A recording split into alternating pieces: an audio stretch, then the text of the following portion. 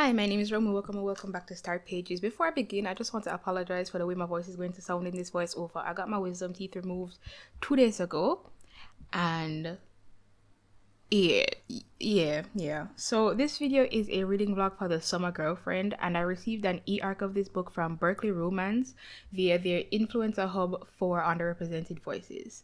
So in this reading vlog, my family and I went to the beach for my youngest sibling's birthday. She decided to go by Luna on the channel. So it was Luna's 17th birthday and we went to the beach.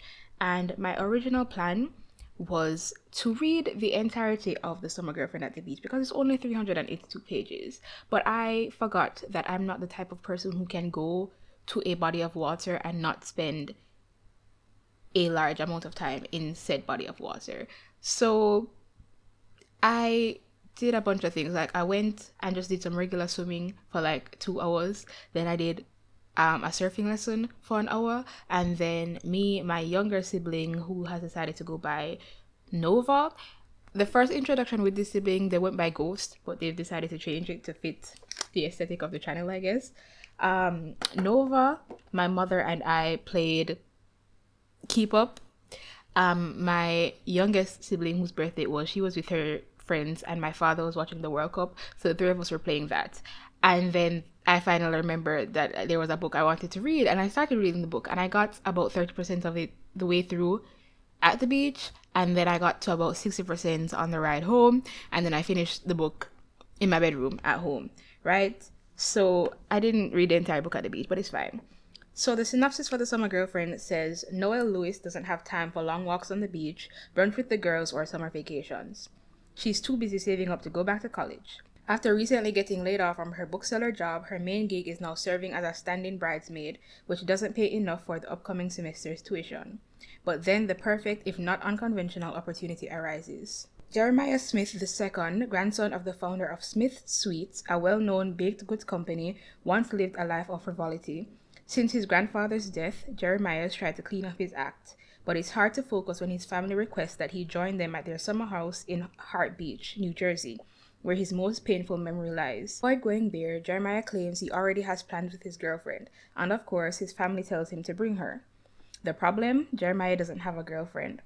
After a chance meeting, Noelle and Jeremiah come to an agreement. He'll hire her to be his stand-in girlfriend for the weekend, and she leaves that money towards her tuition. She figures it will be quick, easy money, but as it turns out, Jeremiah's family is lovely and Jeremiah is even lovelier. Soon, a weekend agreement turns into an entire summer, and Noelle and Jeremiah will have to keep their hearts in check, or else it's sink or swim for them both. Guys, it's actually really hard to talk, but we're going to push through. We're gonna push through because I really want this video to go up this week. I wanted it up from Wednesday, and I did record the voiceover on Tuesday because I got my wisdom teeth taken out on Wednesday, and I was planning to finish the editing after I came back from the dentist and just upload the video, but I went straight to sleep. And then anyway, so we're gonna try and edit this and get it up today. So as I said, I'm asking for some grace here. So for my review, I gave The Summer Girlfriend 5 stars. I loved it so much. I love when a romance book can remind me that I am a hopeless romantic. And The Summer Girlfriend, you didn't see it in the video when I just started at the beach, but for like 90% of the book, I was smiling. I was kicking my feet, giggling, kikiing, all kind of foolishness. Because I love romance, and I love when romance is written well. So yeah, I gave it 5 stars. Noelle and Jeremiah were such amazing characters, and their chemistry was amazing. The way the depth of their feelings grew as the story went on was something that I noticed and appreciated, because sometimes the characters will speak about how they feel about other characters and they'll say how much they love them and whatever, but it doesn't actually match the actions that we see. So I don't believe it. You know what I mean? But Jeremiah and Noelle, I believed in their relationship and I was rooting for them from the very first interaction. My favorite part of the relationship, and something that I haven't seen often in romance books that center around the fake dating trope, is the communication. Noelle and Jeremiah were very clear with each other when they started to develop serious feelings, and they didn't beat around the bush for 90% of the book just to have a grand confession at the end, which I'm not opposed to, but it was nice to see something else and to have that something else be well done, because people can try new things and it not work out. You know what I mean?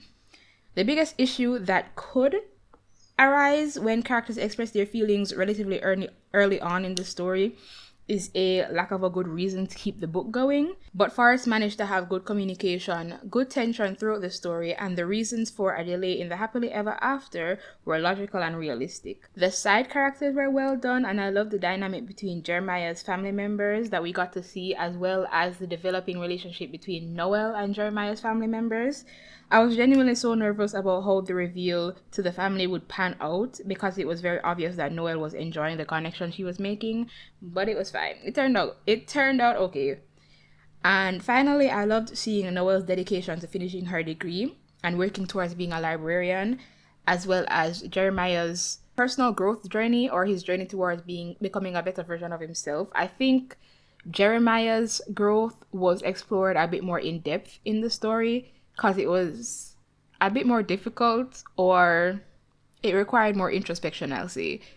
Like, Noel's journey was a bit more straightforward.